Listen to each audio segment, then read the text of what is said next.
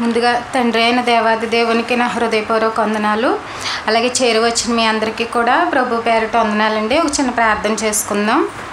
మహాపరిశుద్ధుడ, మహోన్నతుడ, సర్వోన్నతుడ, సర్వ సృష్టికర్తమైనటువంటి మా ప్రియ పరలోకపు కన్న తండ్రి, దేవ మీ ఘనమైన అతి పవిత్రమైన శ్రేష్టమైన నామమునకు తండ్రి లెక్కింపలేని స్తుతులు స్తోత్రంలో తండ్రి గడిచిన కాలం అంతటిలో కూడా తండ్రి మీరు ఎంతగానో మమ్మల్ని రక్షిస్తూ కాపాడుతూ మీరు రెక్కల చాటును భద్రపరుస్తూ తండ్రి మమ్మల్ని సజీవులుగా ఉంచినందుకై తండ్రి మీకు వందనాలయ స్తుతులు స్తోత్రంలో తండ్రి. దేవా ఈ పరిశుద్ధ దినాన ఉదయకాల సమయంలో మీ సన్నిధిలో తండ్రి మమ్మల్ని సిద్ధపరిచి మీ ఆరాధనలో తండ్రి మమ్మల్ని పాలి భాగస్థం చేశారు తండ్రి. వందనాలయ స్తుతులు స్తోత్రంలో తండ్రి మీరు ఇచ్చినటువంటి జీవితం అనేక రకాలుగా తండ్రి అపవాది దుష్టుడు అనేక రకాలుగా వ్యర్థపరచాలని దేవ ఎదుగుతున్న సమయంలో అణిచివేయాలని తండ్రి మీకు వాడబడని ఒక పాత్రగా తండ్రి నలగొట్టి తండ్రి మరి తృణీకరించబడే విధంగా చేయాలని చూస్తుండగా తండ్రి మీరే నిలబెట్టండి తండ్రి. మీ జీవవాక్కులతో మమ్మల్ని నడిపించండి తండ్రి. మీ శక్తితో మమ్మల్ని నడిపించండి తండ్రి. పడిపోకుండా కాపాడండి తండ్రి. మానసిక ఒత్తిడి నుంచి తండ్రి మమ్మల్ని దూరం చేయండి ప్రభా. ఇష్ట సంబంధాల నుంచి తండ్రి మమ్మల్ని రక్షించండి అయ్యా, కాపాడండి తండ్రి. దేవా ఎటువంటి పరిస్థితుల్లో మా విశ్వాసపు జీవితాలు దెబ్బతినకుండా తండ్రి మీరే ఒక రక్షణగా మాపై నుంచి ఖాయమని తండ్రి వేడుకుంటున్నాం నాయన తండ్రి. ఎత్తబడినటువంటి వాక్యం ఎవ్వరికి కూడా వ్యర్థమైపోకూడదు. మేము చేస్తున్నటువంటి ఆరాధన మా జీవితాలకు ఎంతో ప్రయోజనకరం కావాలి తండ్రి. దేవా ఏ ఒక్కరు కూడా తండ్రి దుష్టుడికి దొరకకుండా తండ్రి దుష్టుడి బారిన పడిపోకుండా తండ్రి దేవా అపవాది ఎత్తుకుని పోకుండా క్రీస్తు రక్తం చేత కడిగబడినటువంటి మేము క్రీస్తు పడినటువంటి శ్రమల ముందు మా శ్రమలు చిన్నవేనని గమనించి తండ్రి ఆ యొక్క రక్తాన్ని నిరర్థకం చేయకుండా తండ్రి చివరి వరకు సహించుకున్నటకు విశ్వాసం నుంచి తొలగిపోకుండానట్లు కావలసినటువంటి ధైర్యాన్ని శక్తిని సహనాన్ని మా అందరికీ దయచేయండి ప్రభా. సంఘాన్ని జ్ఞాపకం చేసుకోనండి తండ్రి. వారి హృదయంలో కలతలన్నింటినీ తీసివేయండి ప్రభా. దేవా ప్రతి సమస్యకు మీ దగ్గరే పరిష్కారం అని తండ్రి మీ సన్నిధికి చేరి ఉన్నారు ప్రభా. మరి వారి కుటుంబాలలో ఉన్నటువంటి మరి ఒత్తిళ్లను సమస్యలను ఆపదలను ఆటంకాలను అన్నింటిలో కూడా తండ్రి మీరు సహాయం చేయండి తండ్రి. మీకు మొరపెడుతున్నటువంటి ప్రతి ప్రార్థనకు జవాబునివ్వండి నాయన తండ్రి. అటువంటి కృప కనికరము మేమందరం పొందుకునేలాగున్న తండ్రి మాపై మీ దయ ఉంచమని తండ్రి వేడుకుంటూ ఈ ప్రార్థన మా ప్రభువును రక్షకుడునైనా యేసుక్రీస్తు వారి పేరిట అడిగి వేడుకుంటున్నాం పరమ తండ్రి. ఆమేన్.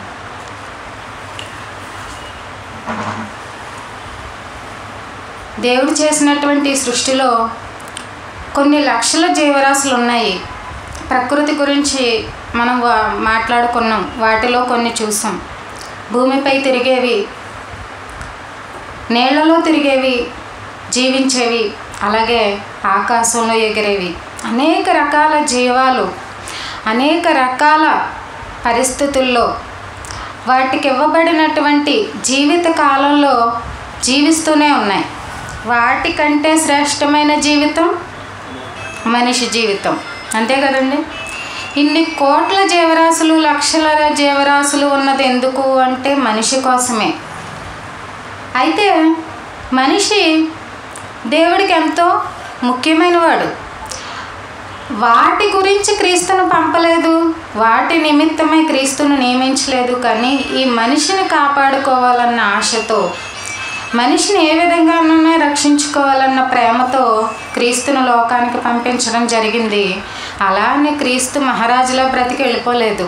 చాలా భేదవానిగా అవసరం లేకపోయినప్పటికీ మన నిమిత్తమై అనేక కష్టాలు అనుభవించి శ్రమలు అనుభవించి ఈ భూమిని విడిచిపెట్టి వెళ్ళడం జరిగింది.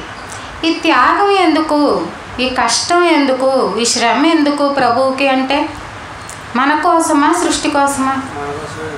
మన కోసమే. నిన్ను నన్ను కాపాడుకోవాలంటే దేవుడు ప్రభువుని పంపక తప్పలేదు. ప్రభువు ప్రాణమిచ్చి మనల్ని కొనుక్కోక తప్పలేదు. ఎంతటి త్యాగాన్ని మనిషి పొందుకున్నాడు కదా, ఎంత గొప్పదైన కృపకు పాత్రుడు అయిపోయాడు కదా. దేవుడు ఇచ్చేశాడు కదా అంత గొప్ప కృపను మనిషికి.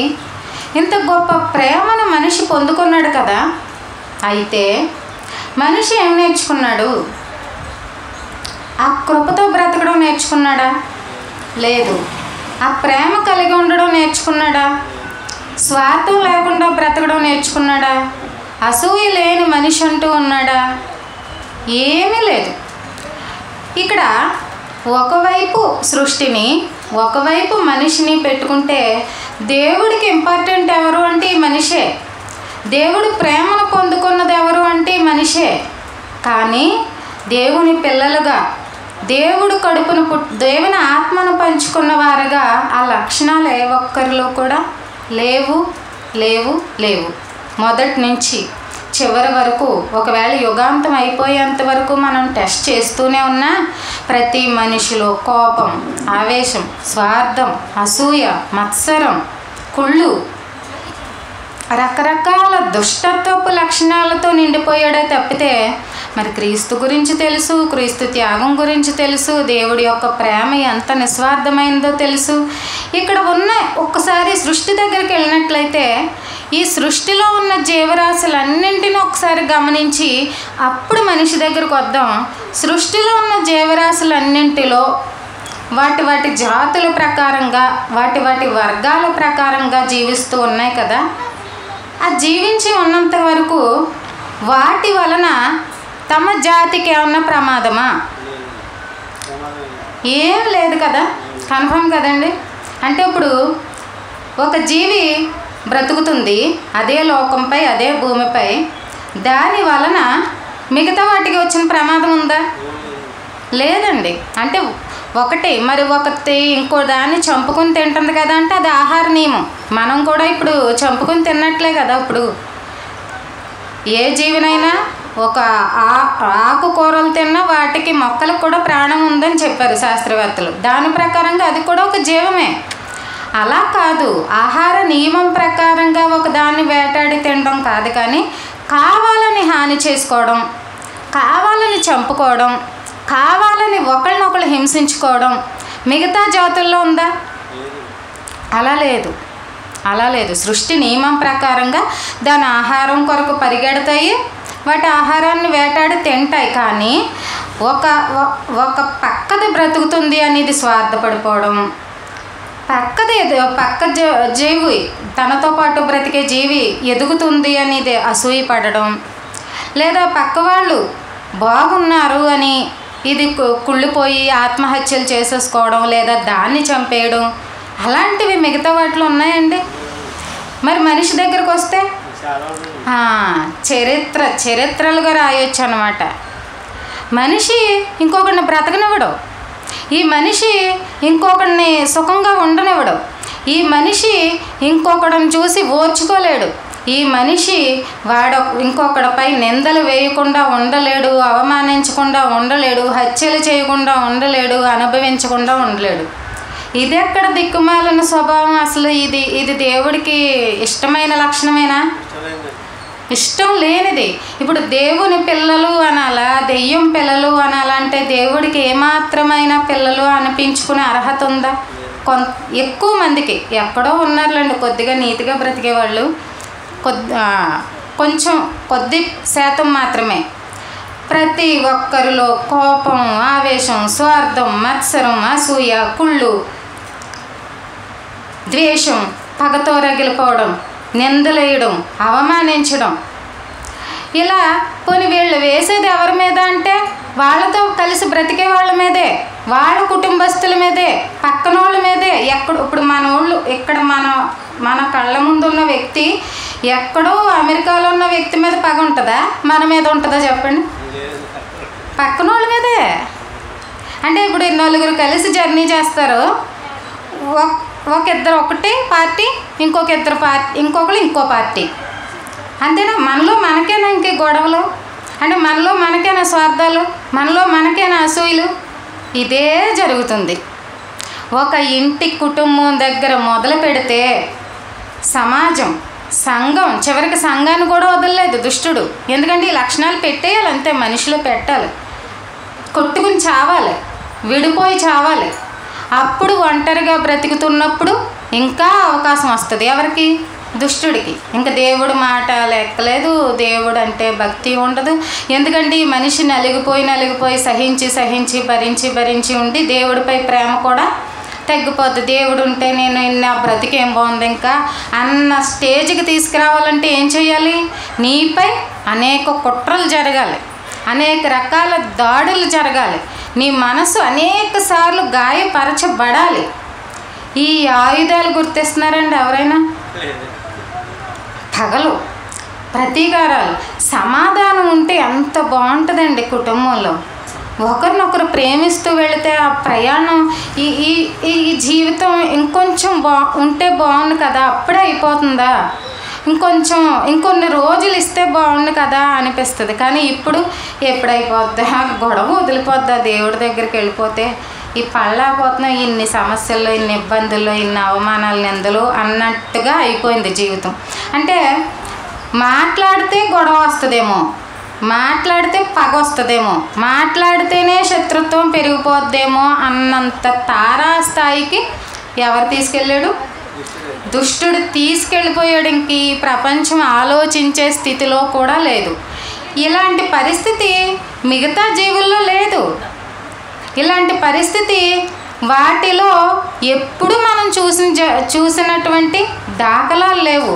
కానీ ఇక్కడ మొదటి మనిషి దగ్గర నుంచి ఇప్పటి వరకు, లేదా ఇక ముందు ఎన్ని జరుగుతాయి, ఎంత జనరేషన్ జరుగుతుందో, ఎంత కాలం జరుగుతుందో అప్పటి వరకు ఈ సమాజం, ఈ సంఘం ఎలాంటి అవలక్షణాలతోటే, దుష్టత్వపు ప్రేరేపణ ఆలోచనలతోటే జరుగుతూ ఉండొచ్చు.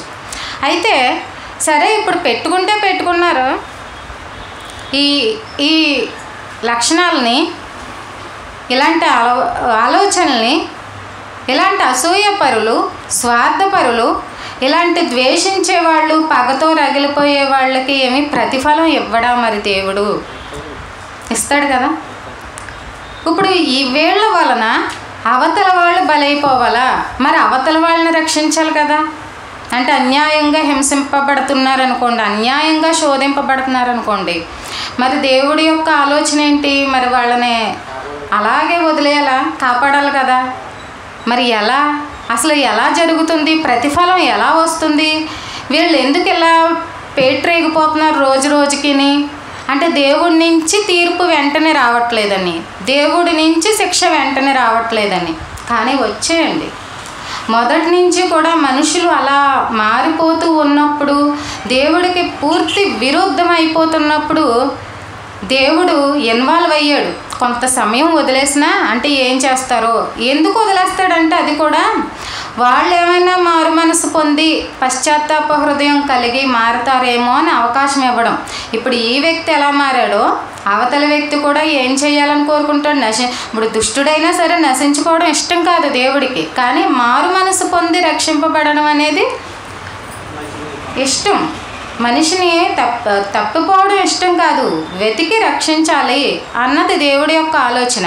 కానీ దీన్ని ఒక అలుసుగా తీసుకొని, దీన్ని ఒక చేతగానితనంగా తీసుకొని పేట్రేగిపోతూ చాలా దుర్మార్గంగా తారాస్థాయికి వెళ్ళిపోతే మాత్రం దేవుడు తగిన ప్రతిఫలం ఇచ్చేశాడు కూడా కొందరికి.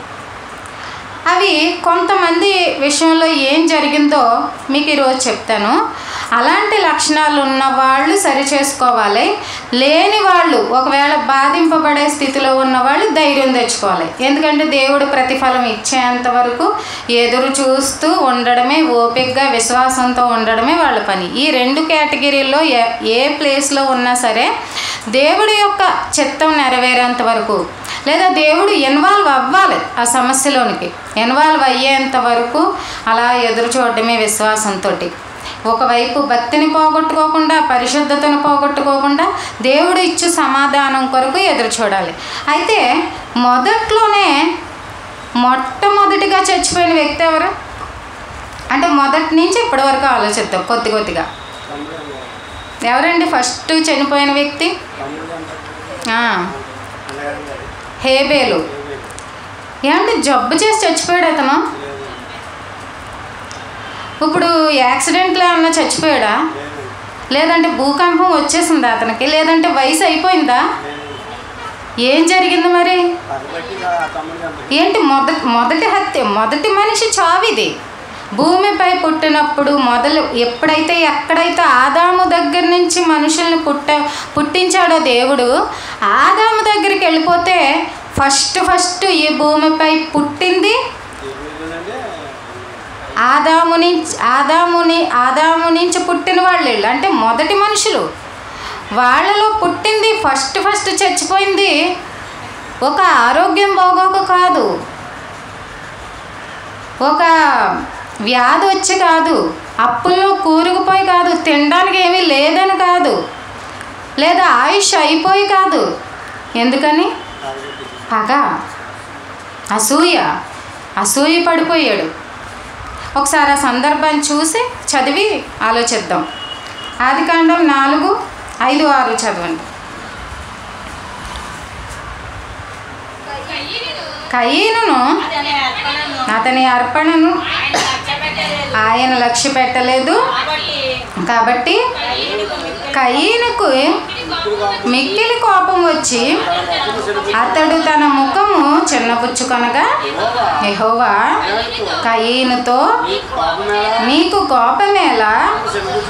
ముఖము చిన్నపుచ్చుకొని ఉన్నావేమి? నీవు సత్క్రియ చేసిన ఎడల తలనెత్తుకొనవా? సత్క్రియ చేయని ఎడల వాకిట పాపము పొంచి ఉండెను. ఇక్కడ తెలుసు కదండి అందరికీ, హెబేలు కయీను అర్పణ తీసుకెళ్ళారు. హెబేలు అర్పణ తీసుకున్నాడు దేవుడు, కయీను అర్పణ తీసుకోలేదు. ఎందుకు తీసుకోలేదు? కయీను అర్పణ మంచి పట్టుకెళ్ళలేదన్న కంటే అతని హృదయం బాగలేదు. అవునండి?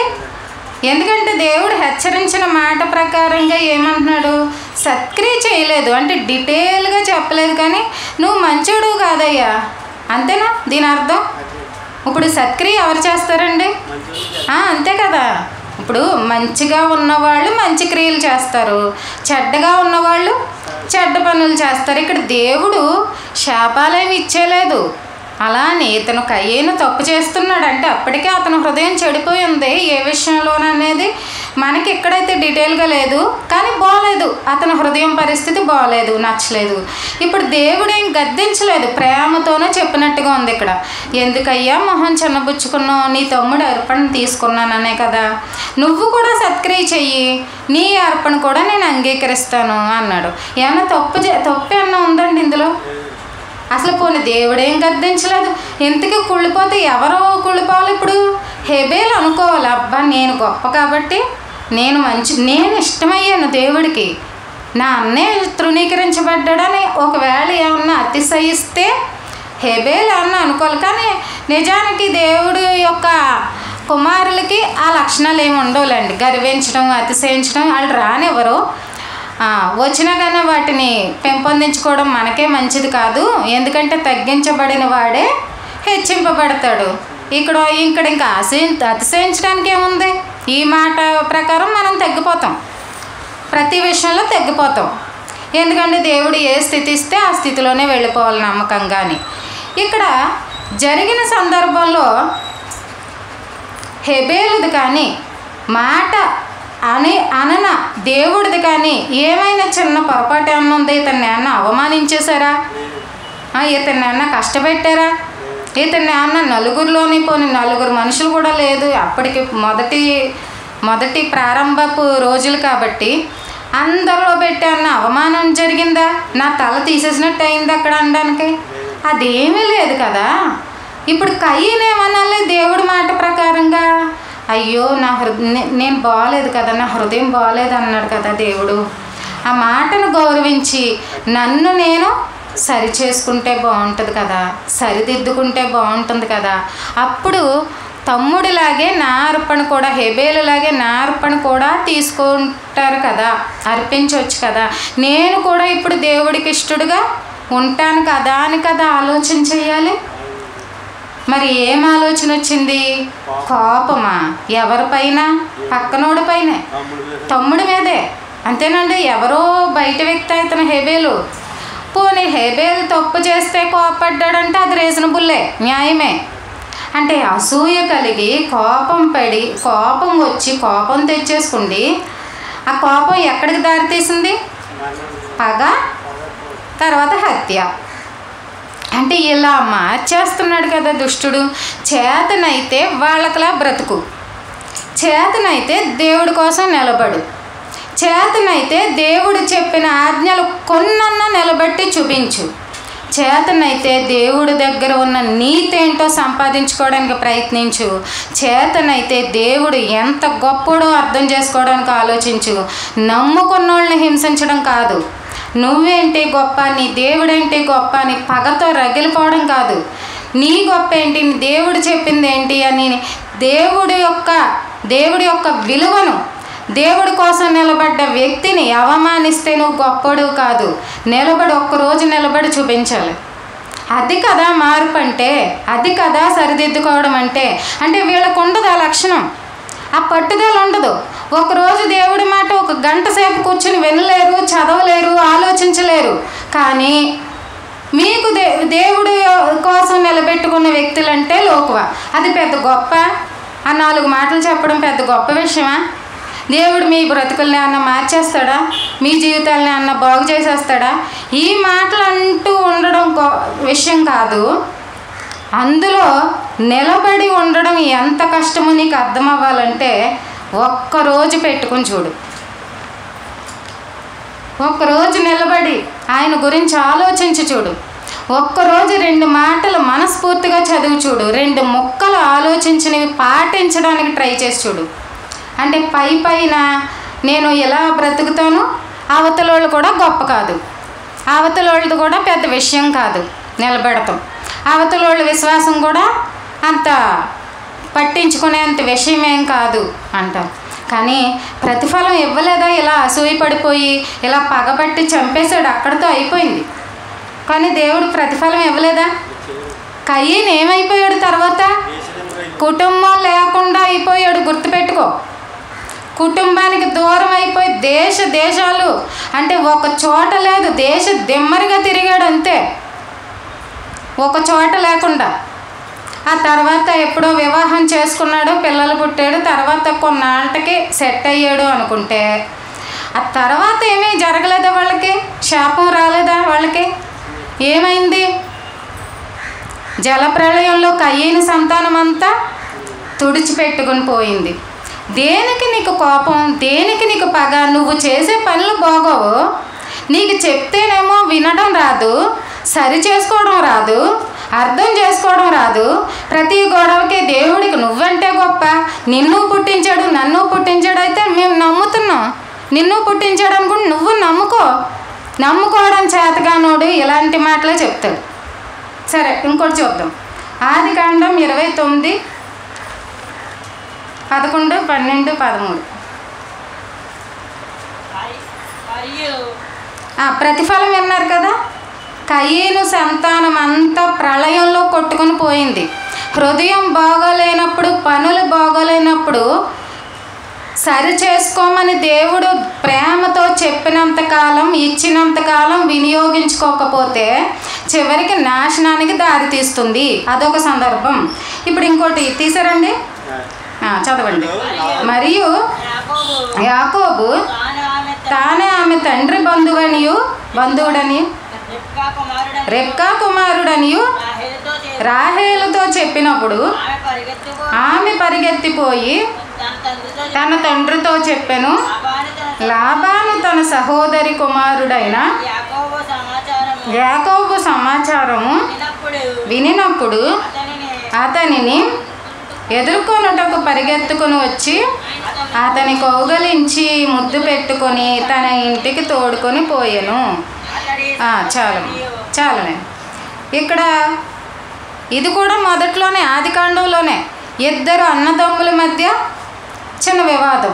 అంటే యాకోబు ఏశావు నుంచి వెళ్ళిపోవడం గురించి అక్కడ చిన్న మిస్టేక్ జరిగింది కదా. తల్లి యొక్క ప్రేరేపణతోటి యాకోబు దీవెనలు పొందుకున్నాడు కదా. ఏశావుకి రావాల్సిన దీవెనలు యాకోబు తీసుకున్నాడు. ఆ భయం చెప్పని వీళ్ళు ఏం చేశారు? మళ్ళీని ఇప్పుడు యాకోబుని కాపాడడం కోసం నువ్వు వెళ్ళిపో, అక్కడ మన కుటుంబస్తు మన బంధువులు ఉన్నారు, అక్కడికి వెళ్ళిపోయి మీ మామ ఇంటి దగ్గర కొన్నాళ్ళు ఉండు, ఎందుకంటే ఇక్కడ కోపాలు పగలతో రగిలిపోతారు, ఇప్పుడు నిన్ను కానీ చంపేస్తారేమో. అంటే ఇప్పుడు ఇలాంటివి ఒకరినొకరు మోసగించుకోవడం ఎందుకు, మళ్ళీ పారిపోవడం ఎందుకు? అంటే కొన్ని అప్పుడు అజ్ఞాన కాలంలో అండి కొన్ని ఇలాంటి క్లాషెస్ వచ్చినప్పుడు అవి ఎంత దూరం తీసుకెళ్ళాయి అంటే మొత్తం విడిపోయే వరకు, అంటే మొత్తం కుటుంబం నుంచి చెదిరిపోయేంత వరకు తీసుకెళ్ళాయి. దీన్ని ఆదిలోనే కట్ చేస్తే బాగుంటుంది ఇటువంటి ఆలోచనల్ని, కానీ ఎవరు గుర్తించరు, తెగే వరకు లాగుతూనే ఉంటారు. ఇక్కడ అలా చెప్పాడు కదా అని ఇప్పుడు యాకోబు ఎక్కడికి వెళ్ళిపోయాడు? మామ ఇంటికి వెళ్ళిపోయాడు. మామ వెళ్ళిన తర్వాత అక్కడికి వెళ్ళినప్పుడు ఏం చేశాడు? అక్కడ 14 సంవత్సరాలు ముందు రిసీవ్ చేసుకోవడం ఎలా ఉంది? ఇక్కడ పరిగెత్తుకొని వచ్చి కౌగలి తండ్రితో చెప్పింది. ఎవరు? రాహేల్ చెప్పింది. రెబ్కా. అప్పుడు లాబాను వచ్చినప్పుడు ఎలా చేసుకున్నాడు? యాకోబుని ఎదుర్కొనుటకు పరిగెట్టుకుని వచ్చాడంట, కౌగిలించుకున్నాడంట, ముద్దు పెట్టుకున్నాడంట తన ఇంటికి. ఎందుకండి ఈ ప్రేమ? మేనల్లుడు. ఇక్కడికి అల్లుడు అవ్వలేదు, గమనించండి తేడా. జస్ట్ మేనల్లుడు అంటే బంధువు. ఒకటి తన సహోదరి కుమారుడు. కాబట్టి ఈ వ్యక్తి తమ ఇంటికి వచ్చాడు, తమ ప్రాంతానికి వచ్చాడు అనేటప్పటికీ అతను ఎంతో ఆనందంతో పరిగెట్టుకుని వెళ్ళిపోయి అతన్ని కౌగిలించుకున్నాడంట, ముద్దు పెట్టుకున్నాడంట. వెంటనే ఇంటికి తీసుకెళ్ళిపోయి క్షేమ సమాచారం అడిగాడంట. తర్వాత అది జరిగిందంతా విషయం చెప్తాడనుకోండి ఆయన. అయితే రిసీవింగ్ బాగుందా? ఇక్కడ చాలా బాగుంది కదండి. ఎంత ప్రేమ. కాకపోతే ఇప్పుడు మీకు ఇష్టమైన వాళ్ళు మీ ఇంటికి వస్తే ఏం చేస్తారు? వాళ్ళకి ఇష్టమైనవి ఏమన్నా వండి పెట్టి ఎప్పుడు వస్తారా నా తలుపు దగ్గరికి వెళ్ళి ఎదురు చూడరు. అలాంటి ప్రేమ. ఈయన కూడా వచ్చాడు అనగానే సడన్గా పరిగెత్తుకుని వెళ్ళడం, అతన్ని కౌగిలించుకోవడం, ఎన్నో రోజుల తర్వాత చూసినటువంటి ఆనందం, ఆ ముద్దు పెట్టుకోవడం. ఏమండి ఇలా ఉండొచ్చు కదండి చివరి వరకు. మనుషులు మధ్యలో ఎందుకు మారిపోతారు? అంటే వీళ్ళకి లేనిదేదో వాళ్ళకి ఉండకూడదు. వీళ్ళు ఎలాంటి పేరు తెచ్చుకుంటారో వాళ్ళకు కూడా అలాగే పేరు తెచ్చుకోవాలి. వీళ్ళు ఎలా నాశనం అయిపోతారో వాళ్ళు నాశనం. అప్పుడు వీళ్ళకి ప్రశాంతంగా ఉంటుంది. అంటే కొంచెం మర్యాదగా ఉండకూడదు, కొంచెం సంపాదించుకోకూడదు, కొంచెం గౌరవంగా బ్రతకూడదు, అంటే సర్వనాశనం అయిపోవాలి. అప్పుడు కళ్ళు చల్లబడతాయి. ఇలాగేనా ఇంకా ఎప్పటికీ మనిషి ఉండేది? ఇలాగే పగలతోటి పోనీ వీళ్ళకి వచ్చిన లాభం ఏమన్నా ఉంటుంది అలా ఆలోచించుకుంటే? ఏమీ ఉండదు. ఇప్పుడు ఎంత బాగున్న లాభాను అక్కడ కొంత చరిత్ర జరిగిన తర్వాత, అంటే ఎవరిని ప్రేమిస్తారు, కొలువు ఎన్నాళ్ళు చేసాడో మనకు తెలుసు కదా. రాహేలు మీద ఇష్టంతో 7 ఏళ్ళు చేస్తారు, కానీ లాభాన్ని ఎవరిని ఇచ్చి చేస్తాడు అక్కడ? ఎవరండి? లేయాని ఇచ్చి చేస్తాడు. లేయా కాదు, నేను ప్రేమించింది ఎవరిని? నాకు రాహేలే కావాలి అంటే మళ్ళీ 7 ఏళ్ళు కొలువు చెయ్యి అంటాడు. మళ్ళీ 7 సంవత్సరాలు కొలువు చేస్తే రాహేల్ని ఇచ్చి పెళ్లి చేస్తాడు. ఇంకొక 7 సంవత్సరాలు అక్కడ దాసరాలను కూడా ఇస్తారు కదా, వాళ్ళ పిల్లల్ని. కానీ ఇక్కడ ఈ మామ మందను మేపుతూ అలా ఏమవుతాడు యాకోబు? చాలా ఆస్తిపరుడు అయిపోతాడు. అంటే ఇప్పుడు ఇక్కడికి వచ్చినప్పుడు ఎలా ఉన్నాడు? ఒక్కడే కాబట్టి మెడ మీద పడి ముద్దు పెట్టుకుని ఆస్తిపరుడు అయిన తర్వాత ఆ ప్రేమ ఉండకూడదా? అంటే బాగుపడకూడదా? మనిషి ఎదగకూడదండి? అంటే చూడకూడదా? ఎదిగిన వాళ్ళని చూసి వచ్చుకోకూడదా? ఎందుకు మనకి లక్షణాలు ఎందుకు? మనకంటే ఉన్న వాళ్ళకి మరి ఎవరినన్నా అంటే ఒప్పుకోరు కదా. అందుకే మన మీదే పెట్టుకుందాం. ఇంకా ఏమండి ఎదగకూడదా? బాగుపడకూడదా? ఎందుకు దేవుడు ఇలాగే అసూయపడమన్నాడా? స్వార్థం చూపించమన్నాడా? అసలు ఆ లక్షణాలు ఆయనకి ఉన్నాయా? పోనీ ఆయనకుంటే మనం కలిగి ఉందాం. మరి ఆయన పిల్లలమని చెప్పుకుంటూ ఆయనతో సహవాసంలో ఉంటూ ఆయన కృపను పొందుకున్నామంటూ నేను దీనికి అర్హుడిని కాదు, అర్హురాలని కాదు అనుకుంటూనే ఏం పెంచుకుంటున్నాం? ఇవ్వకూడని రాని ఆలోచనలు, పెట్టుకోకూడని లక్షణాలన్నీ హృదయం నిండా నింపేసుకుంటున్నాం. ఇప్పుడు ఎదిగిన తర్వాత చూడండి ఒకసారి, ఆదికాండం 31:1-2 చూడండి. లాబాను కుమారులు మన తండ్రికి కలిగినది యావత్తును యాకోబు తీసుకుని మన తండ్రికి కలిగిన దాని వలన యావదాస్తి సంపాదించునని చెప్పుకొనిన మాటలు యాకోబు వినెను. మరియు అతడు లాబాను ముఖము చూచినప్పుడు అది నిన్న మొన్న ఉండినట్లు అతని ఎడల ఉండలేదు. ఆగండి, ఎలా లేదంటే ఇప్పుడు ఉండలేదు అంటే అర్థం ఏంటి? మారిపోయాడు. ఇప్పుడు నిన్న మొన్న ఎలా ఉన్నాడు? సంతోషంతో రిసీవ్ చేసుకున్న లాభానేనా ఇతను? ఇప్పుడు యావదాస్తి కుమారులు ఏమనుకుంటున్నారు? మన దగ్గరికే పనికొచ్చి మనమందనే మేపుకుంటూ ఇంత ఆస్తి సంపాదించేసుకుంటాడా? అవ్వకూడదా? మనిషి ఆశీర్వాదం పొందుకోకూడదా? అందులోని యాకోబు ఆశీర్వదించబడ్డాడంటే కారణం ఎవరు? అది అక్కడ యాకోబుకి ఎవరు తోడుగా ఉన్నారు? దేవుడు కృప వలన ఎదిగాడండి. ఇప్పుడు ఇందులో వీళ్ళకి పోయిందేముంది అంటే మనిషి ఆలోచన ఇంకెంతసేపు ఇవన్నీ తరతరాలు గడిచినా అక్కడే ఏడిచాం మనం. అలాగే ఉంటున్నాం, అలాగే ఆలోచిస్తున్నాం. ఇంకా ఎన్ని తరాలు, యాకోబు తరం నుంచి ఇప్పటికి ఎన్ని తరాలు గడిచాయి? లేదా ఈ లక్షణం ఎవరిలోనన్నా పోయిందా? ఉన్నాయండి. ఆ వేరు పడతానే ఉంది, ఆ వేరు పోవట్లేదు. ఆ వేరుని మొలకలు వేస్తానే ఉన్నాయి తప్పితే వేళ్లతో సహా పెకిలించే వాళ్ళు ఎవ్వరూ లేరు, ఎవ్వరు ఆలోచించట్లేదు. ఎందుకు ఇంత అసలు? ఇప్పుడు ఈ లాభాను నిన్న మొన్నట్లా లేదంట. అంటే యాకోబుని చూసి ఏం చేస్తున్నాడు? అసూయ పడిపోతున్నాడు, ఈర్ష్య పడిపోతున్నాడు, మత్సరం తినేస్తుంది అతన్ని పట్టుకుని. కుమారులు కూడా ఏమంటున్నారు? మన తండ్రి దగ్గర ఉండి, మన తండ్రి ఇంట ఉండి ఎంత సంపాదించుకోవడం ఏంటి యాకోబు? ఒకప్పుడు మేనల్లుడు, ఇప్పుడు ఎవరు? అల్లుడు కదా. అంటే ఇప్పుడు ఇంకా ఎక్కువ ప్రేమించాలి. అవునండి. మరి సుఖపడేది ఎవరు? ఇప్పుడు యాకోబు బాగుంటే సుఖపడేది ఎవరు? ఈయన కూతుళ్ళే కదా. అంతేనండి. ఎందుకు ఇలా మారిపోలే? ఎందుకు దుష్టుడికి దొరకాలి మనం? ఎందుకు దుష్టుడు ఇలా ప్రేరేపించినప్పుడు మన హృదయాన్ని ఇచ్చేయాలి?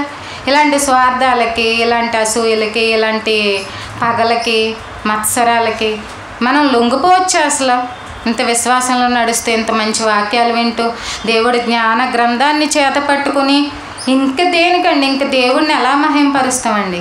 దేవుడి ముందు ఎలా నిలబడతాము? ఎప్పుడు ఏదో ఒక మచ్చ కనబడుతూనే ఉంది ఆయనకి. ప్రతి ఒక్కరిలో ఏదో ఒక మచ్చ, ఏదో ఒక కళంకం, ఏదో ఒక ముడత కనబడుతూనే ఉంది. ఎందుకు నిన్న మొన్నటి వరకు ఉన్నట్టు ఉండలేదు? ఇప్పుడు లేనిపోనేది వచ్చింది కాబట్టి అసూయ పడుతున్నాడు. ఇతను యాకోబు వెళ్ళిపోయినా సరే కొంతవరకు పట్టుకోవడానికి వెళ్ళాడు. మరి ఎప్పుడు ఆగాడు అనుకుంటున్నారు? దేవుడు హెచ్చరించాడు. దర్శనంలో కనబడి, నువ్వు మంచి అయినా చెడ్డైనా యాకోబు జోలికి వెళ్ళొద్దు అంటే అక్కడ ఆశీర్వాదం ఇచ్చింది ఎవరు? దేవుడు ఇచ్చినప్పుడు నీకేంటయ్యా బాధ? అతన్ని ఆశీర్వదించాడు, అతను నచ్చాడు, అతను దేవుడికి అనుకూలంగా ఉన్నాడు, భక్తి కలిగి ఉన్నాడు కాబట్టి ఆశీర్వదించాడు. నువ్వెందుకు తరుముతావు వెనక్కి వెళ్ళి? పైగా నీకు అతను అల్లుడే, బయటోడు కాదు కదా, సొంత అల్లుడే కదా. అంటే మనుషుల మధ్య ఇలాంటివి లేనిపోని స్వార్థాలు పెంచి లక్షణాలు పెట్టి వాళ్ళని దూరం చేసేంత వరకు వదలట్లేదు దుష్టుడు. గమనించండి, మొదటి నుంచి కూడా, మొదటి మనిషి నుంచి ఇలా పట్టుకున్నాడు. అలాగే మనం ఇంకొక సందర్భాన్ని చూసినట్లయితే అక్కడ కూడా ఏం జరిగిందో చూద్దాం. మొదటి సమూయేలు 18వ అధ్యాయం 7 నుంచి 9 వరకు చదవండి ఒకసారి, తర్వాత చదువుదాం. ఆ స్త్రీలు గాన ప్రతిగానములు చేయుచు వాయించుచు సౌలు వేల కొలదియు దావీదు 10,000 కొలదియు హతము చేసిరనిరి. ఆ మాటలు సౌలునకు ఇంపుగా నుండనందున అతడు బహు కోపము తెచ్చుకొని వారు దావీదునకు 10,000 కొలది అనియు నాకు 1,000 కొలది అనియు స్తుతులు పాడిరే. రాజ్యము తప్ప మరి ఏమి అతడు తీసుకొనగలడు అనుకొనెను. కాబట్టి నాట నుండి సౌలు దావీదు మీద విషపు చూపు నిలిపాను. విషపు చూపు నిలపడానికి దావీదు చేసిన పాపం ఏంటి? పాపం ఏమన్నా ఉందా? సౌలుకి చేసిన అన్యాయం ఏమన్నా ఉందా? లేదు కదండి. మంచి చేశాడు అక్కడ. ఇంకా సౌలు యొక్క గౌరవాన్ని నిలబెట్టాడు. అది సౌలు యొక్క రాజ్యాన్నే కాపాడాడు. ఇక్కడ దావీదే లేకపోతే ఆ ఫిలిస్తీయుడు ఎవరు? గొలియాత్. ఆ గొలియాత్ ఏం చేతుడు? మొత్తం వీళ్ళందరినీ ఒక దెబ్బకేసేసి రాజ్యం తీసేసుకున్నాం. కానీ సౌలు యొక్క రాజు అయి ఉండి అతను కాపాడాలి. అసలు ఎవరు? సౌలు కాపాడాలి. ఎందుకంటే ఇప్పుడు ఎవ్వరూ తెగించట్లేదండి. అక్కడ గొలియాత్ ఏమో తొళ్ళ కొట్టేస్తున్నాడు. రండి, మీ దేవుడు గొప్పోడైతే రండి, నాతో యుద్ధానికి రండి, నేను ఒక్కడనే, మీ నుంచి కూడా ఒకళ్ళు రండి. ఒకళ్ళు సరిపోతారా?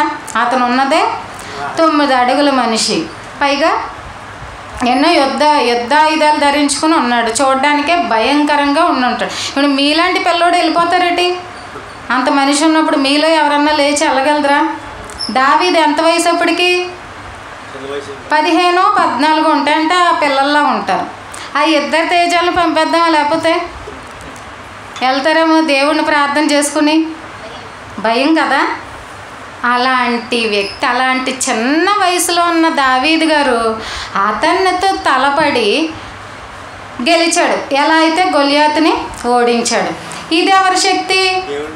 దేవుని శక్తే కదా. ఇప్పుడు దేవుడు సహాయం చేయబట్టి దావీదుకే ఎందుకు సహాయం చేశాడు? ఇప్పుడు దావీదు ముందడుగు వేశాడు. అక్కడ ఒక అడుగు దావీదు వేశాడు.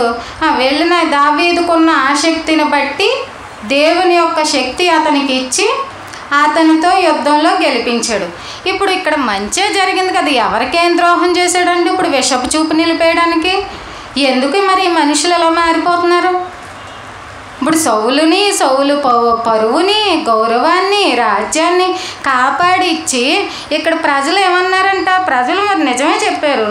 సౌలు కంట 1,000 కొలది అన్నారంట, దావీదు 10,000 కొలది. ఏంటి ఆ మాటని పాడినందుకే కోపమా?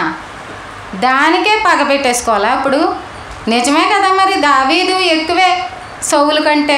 ఎందుకంటే సౌలు పెద్ద మహారాజు అయి ఉండి అంత భారీ మనిషి అయి ఉండి అతను ఎవరు తెగించకపోతే మరి అతనే వెళ్ళాలి, రాజే వెళ్ళాలి ముందు, అంతే కదండి. ఇప్పుడు అతను ప్లేస్లో ఇతను వెళ్ళి కాపాడుకొచ్చినందుకు విషపు చూపు నిలపాలంటే మంచిగా ఉన్నా కానీ సహించలేరా? అంటే పరువు నిలబెడతా ఉన్నా కానీ సహించలేరా? గౌరవాన్ని కాపాడుతూ బ్రతికినా కానీ సహించలేరా? తర్వాత ఏం చేశాడో చూడండి. మరునాడు దేవుని యొద్ద నుండి దురాత్మ సౌలు మీదకి బలంగా వచ్చినందున అతడు ఇంటిలో ప్రవచించుచుండగా దావీదు మునుపటిలాగున వీణ చేత పట్టుకొని వాయించెను. ఒకప్పుడు సౌలు చేతిలో ఒక ఈటెనుండగా దావీదును పొడిచి గోడకు బిగించుదని అనుకుని సౌలు ఆ ఈటెను విసిరెను.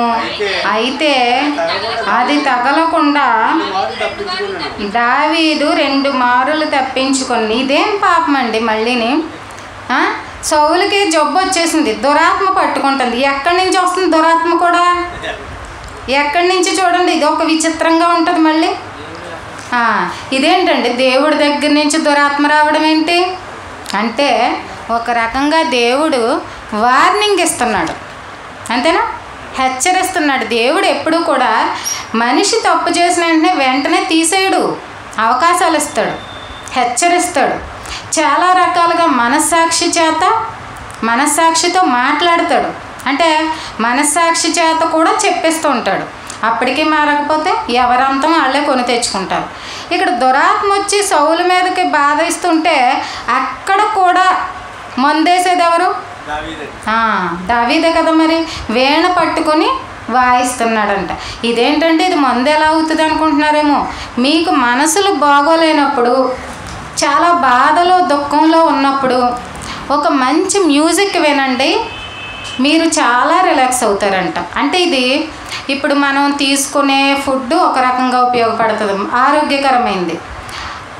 ఉన్నటువంటి ఇంట్లో ప్రశాంతకరమైన వాతావరణం ఉంటే అది ఆరోగ్యం. మళ్ళీ రోజు దెబ్బలాట్లు, గొడవలు, కేకలు ఉంటే చాలా వరస్ట్ అన్నమాట. మనసు చచ్చిపోతాయి అక్కడ. మనసులు ఎదగవు, ఇంకా పరిపక్వత రాదు, మైండ్ కూడా పెరగదు, మైండ్ కూడా పీస్ఫుల్గా ఉండదు. మనకి శరీర ఆరోగ్యం ఒకటే కాదు, మనసు ప్రశాంతంగా ఉండాలి. తర్వాత కొంచెం మానసికంగా ఒత్తిడి ఉండకూడదు. ఇలా ఉంటేనే కొన్నాళ్ళు భూమి మీద బ్రతకగలుగుతారు. ఇవన్నీ సరి అవ్వాలి అంటే మనకి ఇంట్లో కొంచెం పరిస్థితులు బాగోవాలి. అంటే ఒక్కొక్కసారి చూడండి, చాలామంది డాక్టర్స్ ఏం చెప్తారంటే మెంటల్గా అప్సెట్ అవుతారు కదా కొంతమంది మనుషులు.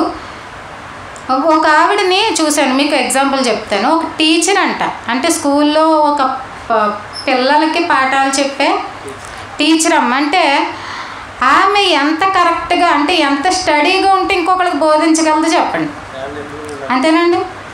ఈమె డిస్టర్బ్ అయిపోతే పిల్లలకి ఆ గజిబిజిగా ఉంటూ ఆ గందరగోళ పరిస్థితుల్లో పిల్లల్ని అలా నడిపించగలదా? చెప్పగలదా?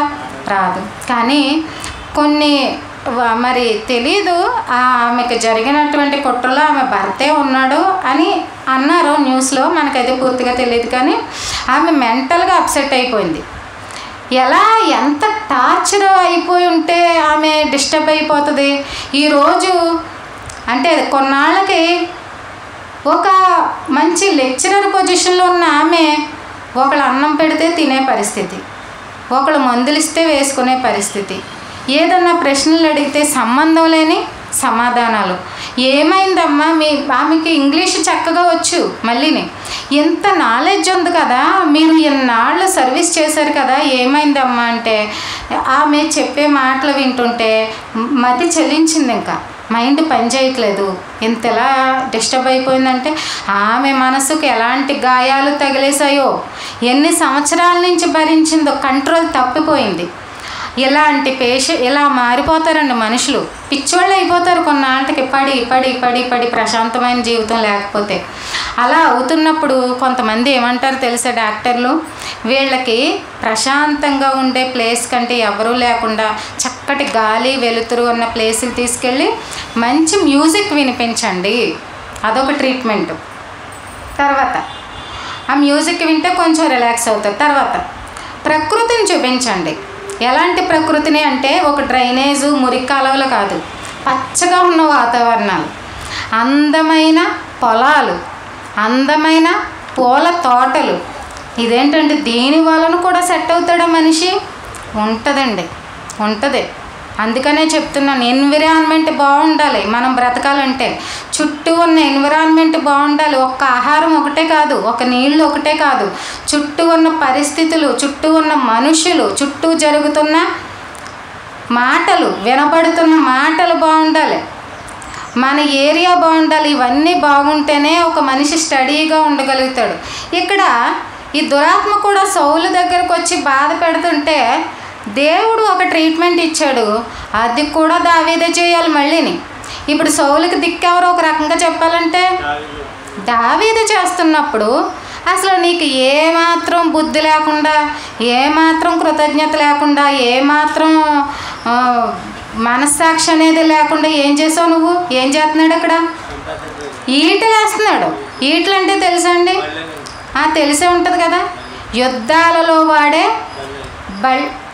బళ్ళు అడ్డు పెడతారు కదండి, బళ్ళు అంటారా? అది ఇలా పొడుగ్గా ఉంటుంది కదా, ఇలా ఇసిరేస్తారండి, అది తగిలిందని చచ్చ.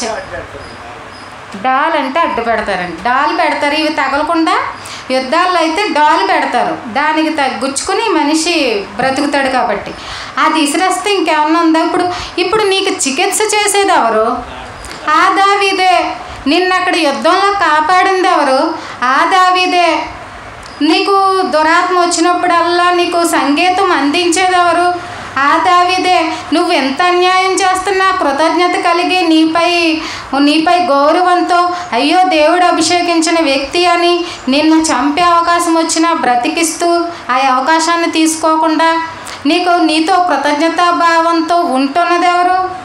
ఆ దావీదు కాళ్ళు మొక్కాలి, ఎంత చేస్తున్నాడు కాబట్టి నీ కోసం. కానీ నువ్వేం చేస్తున్నావు? ఈటలు విసిరేస్తావా? అంటే ఎంత అసూయ, ఎంత పగ. నీకు మేలు చేసినా నువ్వు ఈటలు కత్తులు విసిరేస్తుంటావా? ఇలాంటి ప్రమాదకరమైన మనుషుల మధ్య బ్రతికేస్తున్నాం. నిజమే అండి. మంచి చేసినా వాళ్ళకి అర్థం కాదు, మంచి చెప్పినా వాళ్ళకి అర్థం కాదు. ఇది జీవితం ఇలా వెళ్ళటం కరెక్ట్ కాదు అన్న వాళ్ళ బుర్రకి ఎక్కదు. ఇదిగో ఈ సౌలుకి పట్టేసిన దెయ్యం పట్టినట్టే. ఎంత చెప్పుకుని మొత్తుకున్నా వాళ్ళకి అర్థం కాదు. ఇప్పుడు నువ్వు ఈటలు విసిరేసావు కదా, కత్తులు విసిరేస్తున్నావు కదా. అతను ఎన్నిసార్లు తప్పించుకున్నాడంట? 2 సార్లు తప్పించుకున్నాడంట. అంటే చాలాసార్లు చేస్తున్నాడు అనమాట. ఎప్పుడు దొరుకుతాడే నీకు అన్నం పెట్టే చెయ్యి నరికేసినట్టు నీకు వైద్యం చేస్తుంటే, నీకు సేవకుడిగా ఉంటుంటే, నీకు నమ్మకంగా ఉంటుంటే నువ్వు చంపాలని చూస్తున్నావు. అంటే కృతజ్ఞత లేని మూర్ఖుడివి. ప్రతిఫలం చూద్దాం ఇప్పుడు.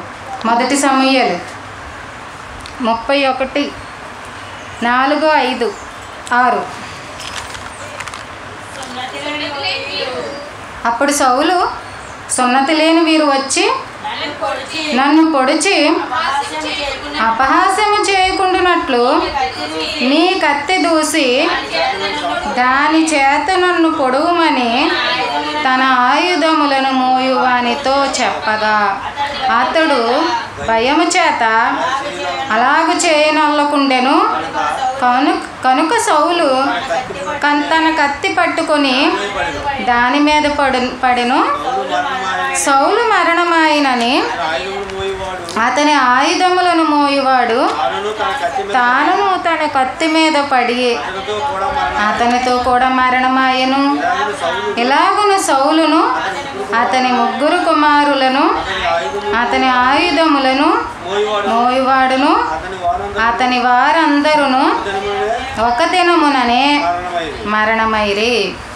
ఏం జరిగిందంటే ఇప్పుడు పెట్టుకుని ఇప్పుడు పగ పెట్టుకుని, ఈర్ష్య పెట్టుకుని, అసూయ పెట్టుకుని ఏమయ్యాడు? ఏ ఈటైతే ఇసిరాడో ఆ ఈట మీదే పడి చచ్చాడు. ఇలా ముగించుకోవాలా మనిషి జీవితం? ఇంత అవసరమా? దీనికోసమా జీవితం ఇచ్చింది? అసలు జీవితం విలువ తెలియకుండా ఒక రోజు ఇస్తున్నాడు నీ బ్రతుకులో. ఈ రోజు చూడలేని వాళ్ళు ఎంతోమంది ఉన్నారండి. ఆరోగ్యవంతులు అనుకున్న వాళ్ళు, వయసు ఇంకా అవైపోలేదు అనుకున్న వాళ్ళు, నిన్న మొన్నటి వరకు మన మధ్యలోనే తిరిగిన వాళ్ళు, మరొక రోజును చూడలేక వెళ్ళిపోతుంటే నీకేమో రోజులు ఇస్తుంటే మంచినీళ్ళలో ఖర్చు పెడుతున్నావు. ఏ ధైర్యంతో వాడుతున్నావు అసలు?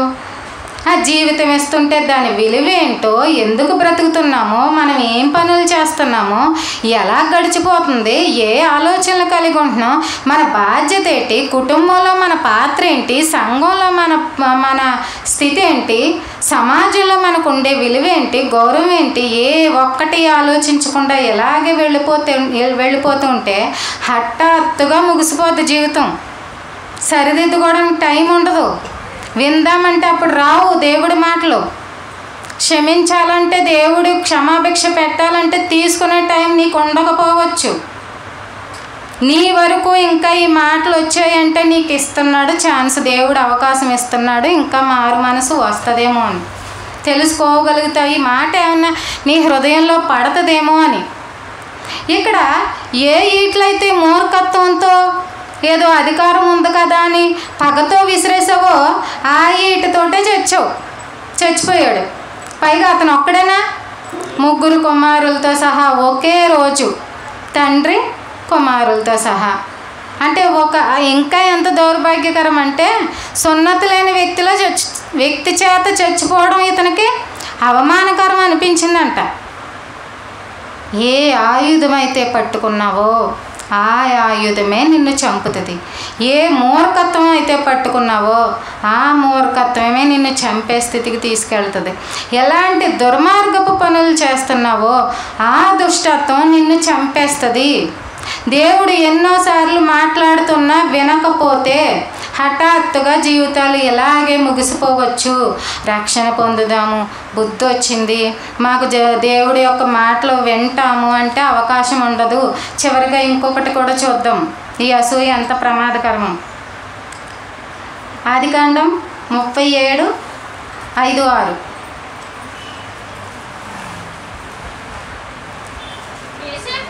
యోసేపు ఒక కలకని తన సహోదరులతో అది తెలియచెప్పగా వారు అతని మీద మరి పగబట్టిరి.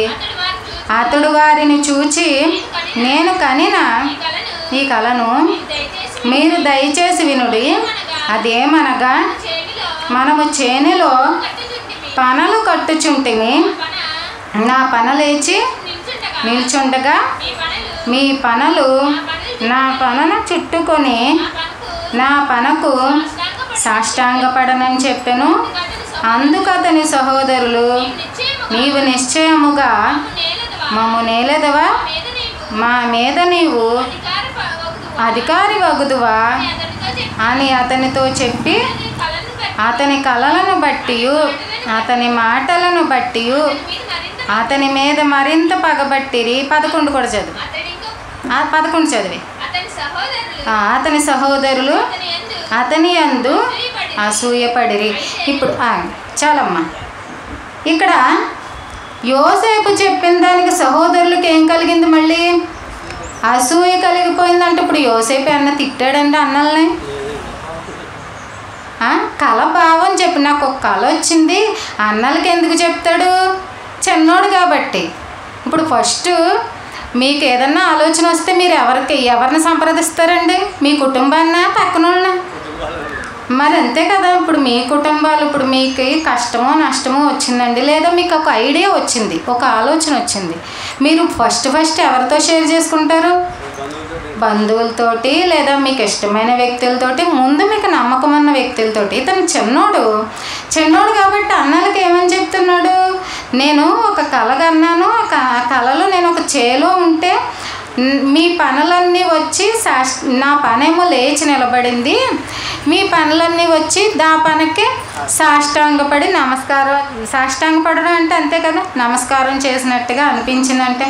ఇప్పుడు ఇతనికి వచ్చింది చెప్పినప్పుడు ఆ భావం ఏంటి, ఎందుకు ఇలా జరిగింది, ఇది ఏంటి అసలు, దీని అర్థం ఏంటి అని ఆలోచించాలి.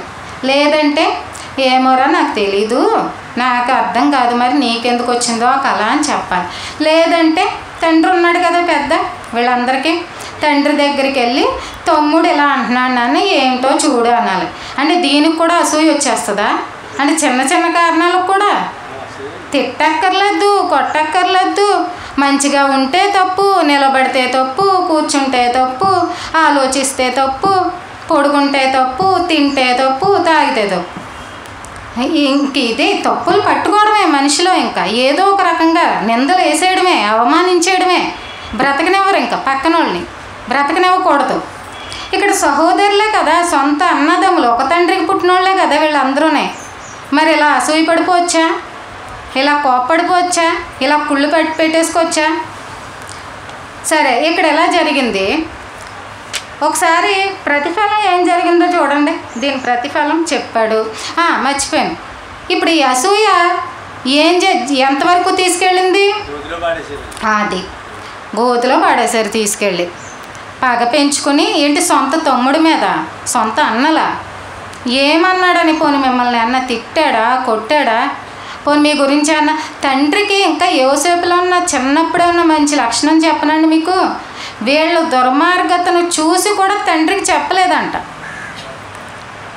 అంతే, చెప్పలేదు, దాచుకున్నాడు. అంటే ఏదో పెద్ద చిన్నోడు అయి ఉండి వాళ్ళతో కూడా కలిసిపోలేదు, ఆ దుర్మార్గత ఆలోచనలతో కూడా కలిసిపోకుండా అతను ప్రత్యేకంగా ఉన్నాడు. ఇప్పుడు ఇంత మంచి వ్యక్తిని తమ్ముడు అని గర్వంగా చెప్పుకోవాలి. అంతేనండి. మంచిగా నిలబడి న్యాయంగా ఉన్నవాడిని చూసి గర్వపడాలి, అసూయ పడిపోకూడదు. పోన్లే ఇతనికి ఇంత శక్తి ఎవరిచ్చారు? దేవుడిస్తేనే కదా ఉంటుంది, దేవుడిస్తేనే కదా తెలుస్తుంది, దేవుడిస్తేనే కదా అధికారం వస్తుంది, దేవుడిస్తేనే కదా జ్ఞానం వస్తుంది, దేవుడిస్తేనే కదా దేవుడి చేత దేవుడికి వాడబడతాడు పోనీ అని గర్వపడాలి, లేదా ఆనందించాలి, లేదా సంతోషించాలి, లేదా ఒక అన్నగా సపోర్ట్ చేయాలి. ఈ అసూయ ఎంతవరకు తీసుకెళ్ళిందంటే గోతులో పడేశారు. తర్వాత ఎవరు తీసుకెళ్ళారు? విదేశీయులు వర్తకులకి అమ్మేశారు. అక్కడికి వెళ్ళిన తర్వాత మళ్ళీ ఏమైంది? ఐగుప్తుకి వెళ్ళిన తర్వాత పోతీఫర్ భార్య కోరుకుంది, బాబు ఇది ఎక్కడ గొడవ, నా యజమాని అయితే నాకు ఎంత నమ్మకంగా నాకు అప్పగించినప్పుడు నేను ఇలా చేయడం కరెక్ట్ కాదని అతను పారిపోయాడు. మళ్ళీ అక్కడ అతనికి శిక్షే, మళ్ళీ అక్కడ కష్టమే, శ్రమే, జైల్లో పాడేశారు. ఆ జైల్లో కొంతమంది దగ్గర కలల భావం చెప్పి తన బాధను చెప్పుకొని వీలైతే రాజు దగ్గర నన్ను కొంచెం జ్ఞాపకం చేసి నన్ను విడిపించండి అని చెప్పండి బాబు అని వేడుకున్నాడు, ప్రాధేయపడ్డాడు. వాళ్ళు ఏం చేశారు? మర్చిపోయారు. మళ్ళీ ఎన్నాళ్ళకో ఇతను అవసరం వచ్చింది, ఎందుకంటే ఫరో కళ వచ్చింది కాబట్టి. ఇక్కడ ఏ కలభావం అయితే, ఏ కళ ద్వారా అయితే ఇక్కడ అసూయ శత్రుత్వాన్ని తెచ్చుకున్నాడో అదే విడిపించింది మళ్ళీని విచిత్రంగా. ఆ ఫరో కలభావాన్ని చెప్పి అతను అబ్బాయి ఎంత జ్ఞానం ఎక్కడదయ్యా బాబు నీకు అని మెచ్చుకొని తీసుకెళ్ళి ఎక్కడ పెట్టేశాడు? సింహాసనం వరకు వెళ్ళిపోయాడు. అంటే ఈ అసూయ ఇతన్ని చాలా కష్టాల పాలు చేసి చేసి చేసి చేసి దేవుడి సహాయంతో, దేవుడిచ్చిన జ్ఞానంతో, దేవుడిచ్చిన శక్తి వలన, దేవుడిచ్చిన ఓర్పు వలన అతను అలాగే పరిశుద్ధతను కాపాడుకోవడం వలన తీసుకెళ్ళి ఎక్కడో ఒక అధికారిగా నిలబెట్టింది దేవుడిపై ఉన్నటువంటి భక్తి. ఇప్పుడు ఏం జరిగింది ఒకసారి చూద్దాం, అది చూసి ముగించుకుందాం. ఆదికాండం 42:6.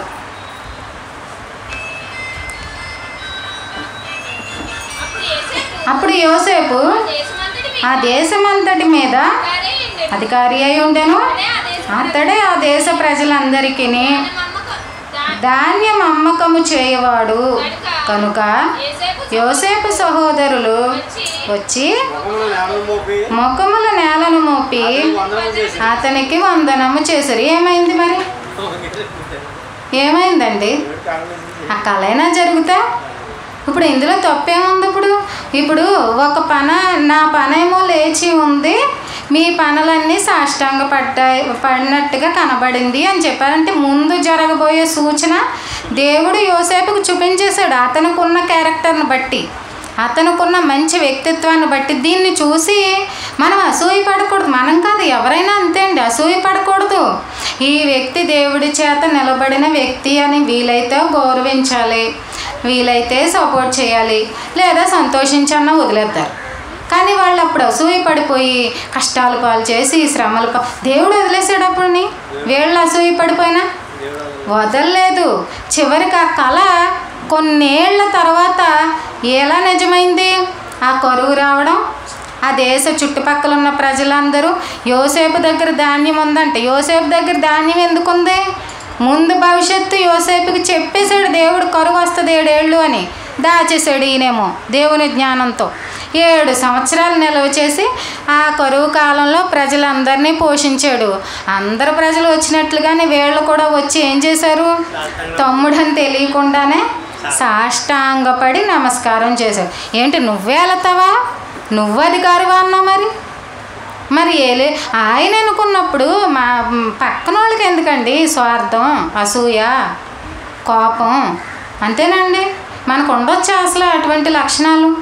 దేవుడి చేత ఎన్నుకోబడ్డాడు, దేవుడు ఇచ్చాడు అధికారం, దేవుడు ఇచ్చాడు జ్ఞానం.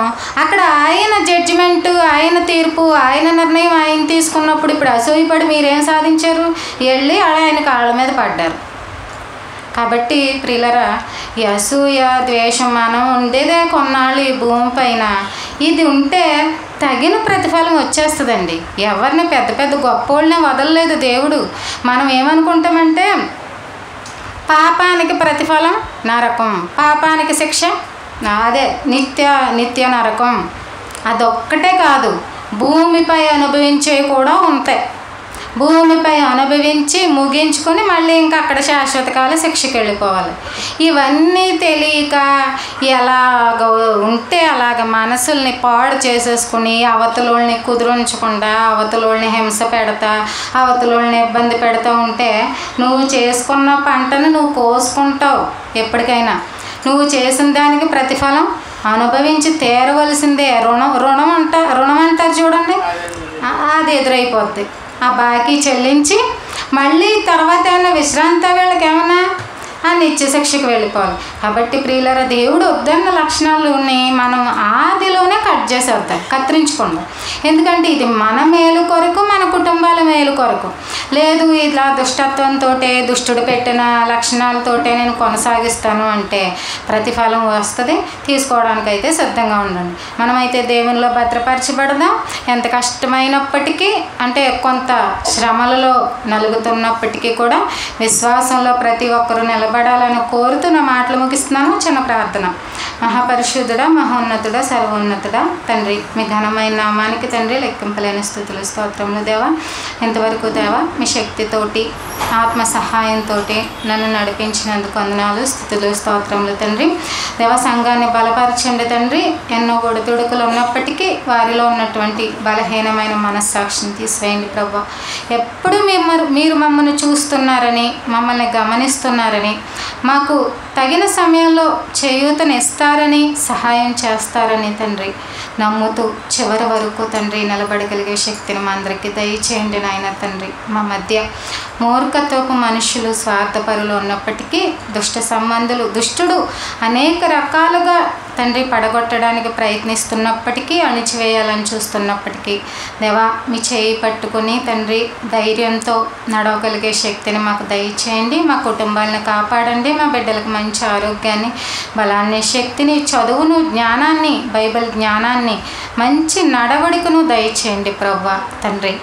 దేవా చేరువచ్చిన సంఘం అంతటిపై మీ కృపా కనికరం ఉంచండి తండ్రి. ప్రతి కుటుంబాన్ని తండ్రి కాచి కాపాడండి, రక్షించండి. వారి హృదయాల్లో ఉన్నటువంటి కలతల్ని తండ్రి, మానసిక వేదల్ని, మానసిక ఒత్తిడిని కూడా దూరం చేయండి తండ్రి. తీసివేయండి ప్రభా. మీ వాక్కుల చేత ప్రతి దినము కూడా మమ్మల్ని నూతనంగా జన్మింప చేయమని తండ్రి వేడుకుంటూ ఈ ప్రార్థన మా ప్రభువును రక్షకుడు నాయన యేసుక్రీస్తు వారి పేరిట అడిగి వేడుకుంటున్నాం తండ్రి. ఆమేన్.